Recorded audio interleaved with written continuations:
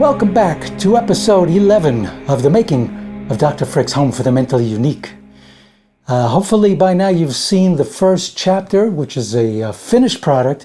It's the first chapter of the final, the actual movie, which will be a full-length movie. Just to go over things briefly, this past couple of weeks ago, I released Phase 1, which is a quadruple release of the whole Dr. Frick project. And that includes Chapter 1 of the film. Film is going to take me about a year and a half to finish, but the finished Chapter 1 is up on YouTube and Rumble, and you can see it there now. And the second part of the quadruple release is the audiobook, and I'm getting some really, really nice comments on the audiobook, and this is something I think you'll hear more about later. And the third part of the quadruple release is the full 26-song soundtrack, and it's available on most digital platforms. You can get it for streaming, or you can buy it, in which case I'll actually make a few dollars. If you stream it, I'll make about 1/3 cent for every 1,000 streams. I forget what it's like. But anyway, buy it if you want to support me. And the fourth part of this Phase 1 quadruple release is the printed script. It's in Kindle and PDF, so if you want to read along with the audiobook, you got the whole script there and all the lyrics and everything else. Just in case you haven't seen the Chapter 1 of the film yet, you should go see that first. It's only about 14 minutes long. I'm going to show you how I did a certain thing in the film, which might be of benefit to some of you folks who are new, because this is on a shoestring budget. I mean, practically zero budget. And I had to get down to doing some real guerrilla photography, guerrilla filmmaking for the live shoots.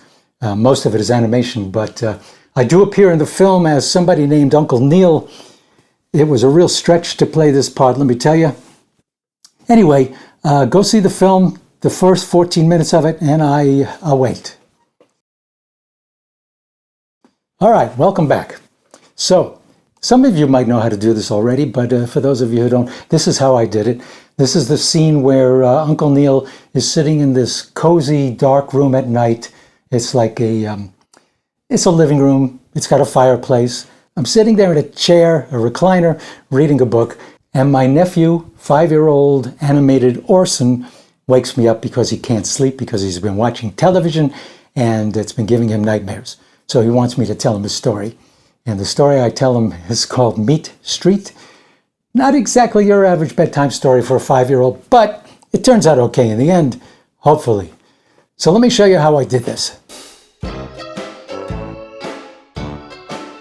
All right, I needed to find a room that I could have Uncle Neal sitting in next to a nice warm fireplace at night. The only trouble is the room doesn't look exactly the way I want it. For one thing, the chair isn't the right chair. I'm going to have to put myself in an actual chair that I then put into this scene. So I had to get rid of the chair that you see on the right. Plus, I had to move the entire fireplace and that little wrought iron thing all the way over to the left so that I can then move the chair over to the right so I could be right where I needed myself to be, almost center screen. I also wanted to put a brick wall where those wood slats are, and I didn't really like the color green either. So this was a pretty tricky thing because cutting out the fireplace and the wrought iron and moving it over and then filling in the background where the hole would be since I cut the fireplace out, that was a bit tricky, took a lot of work. And I also needed a nice shadow behind the actual chair that I'm gonna put in there to make it look like the chair with me in it actually belongs in the scene. Now this is a rough approximation of what I did. Obviously, I can't take all the time it actually took, but I'm here cutting out around the fireplace. I had to get right up close to the edge of it though to make it actually work the correct way. And then I cut it out, saved it, and pasted it back in on a different layer. And then I moved it over to the left. So now I was left in a nice big hole. So at this point I've got the fireplace on its own layer above the background and holes where the fireplace used to be in the background part. So I go to that layer, use a copying kind of a stamp thing where you stamp it and you add parts of the background to where you want things cut out. It takes a long time. I cut out the entire chair and all the empty places where the fireplace was. And then I was able, on its own layer, between the fireplace and the background, to stick in these bricks. So here's what the final cutout and placement of everything looks like. I had to draw in the shadow where my chair is going to be. So that's on the background layer, I believe. And I still had to do the lighting, put myself in there, and create a roaring fire to put in the fireplace. Now, when I say this is Guerrilla green screening, here's what I'm talking about. This was in my living room. I have a very wrinkled green screen, just a piece of cheap crap, you know, with a nice way to hang it. I have one microphone, and I have just one light, maybe two lights actually, and the tripod. And if you know anything about creating a good green screen shot, this is not the way to do it. Wrinkles are terrible. Shadows on the green screen you got to avoid. So technically, if you had a studio with enough room, you'd light the green screen and have different lighting on the talent or the object in front of the green screen. I didn't have any of that. So I did what any good guerrilla filmmaker would do. I did hours of trial and error. Rolling. This is take 4 of the new one.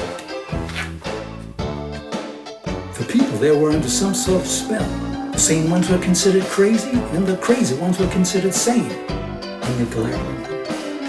And had to get the lighting correct, had to make the lighting look as though there was a fireplace to my right, had to get the green screen good enough so that it didn't come out really shabby looking in the final product, had to make sure that the sound was right and sounded like it was actually in the room instead of some weird place, who knows where. And then I had to finally make sure I had a good performance. So the only way to do this, really, since I didn't have a crew, you know, usually you have a sound man, a cameraman, a lighting man, continuity, makeup, and all that. I would have just my wife, and she would turn the camera on and off, make sure I was in frame, make sure it looked good, check the sound levels as I was recording my voice, make sure it didn't overload. And then I would have to just do a few takes, say cut, come up and see it on the camera, make sure it sounded okay. And after doing this several times with all the parts that I needed to do, I would then take the camera to really check it out. I would have to enter the film into the computer and listen to it and watch it and make sure everything was good.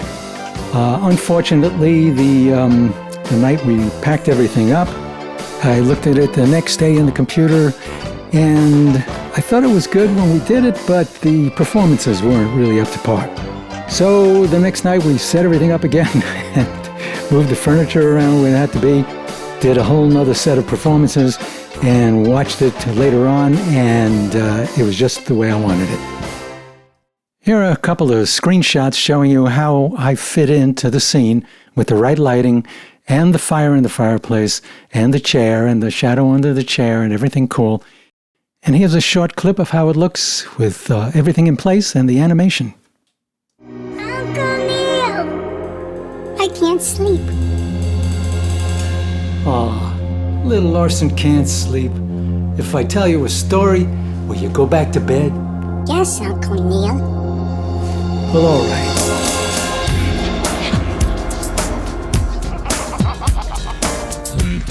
Well, there you have it. That's the end of episode 11.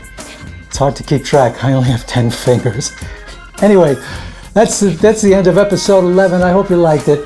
I'm going to keep doing these until the film is finished. Like I said, it'll take about a year to finish the film. But you don't have to wait to hear how the story comes out. I've narrated an audiobook. It has the whole story narrated with sound effects, underscoring, and the full 26-song soundtrack. So you can get that now at Amazon or audible.com. And leave a review. So far the reviews have been great. I'll show you a few of them as we're fading out here. And I love you guys, and I hope you stick around and go see that first chapter. I'm telling you, there's nothing like it. It's not your average kid bedtime story, but it's exciting. It's a musical. Yeah, what could go wrong? Okay, see you later. Bye-bye. We'll sell you anything you want.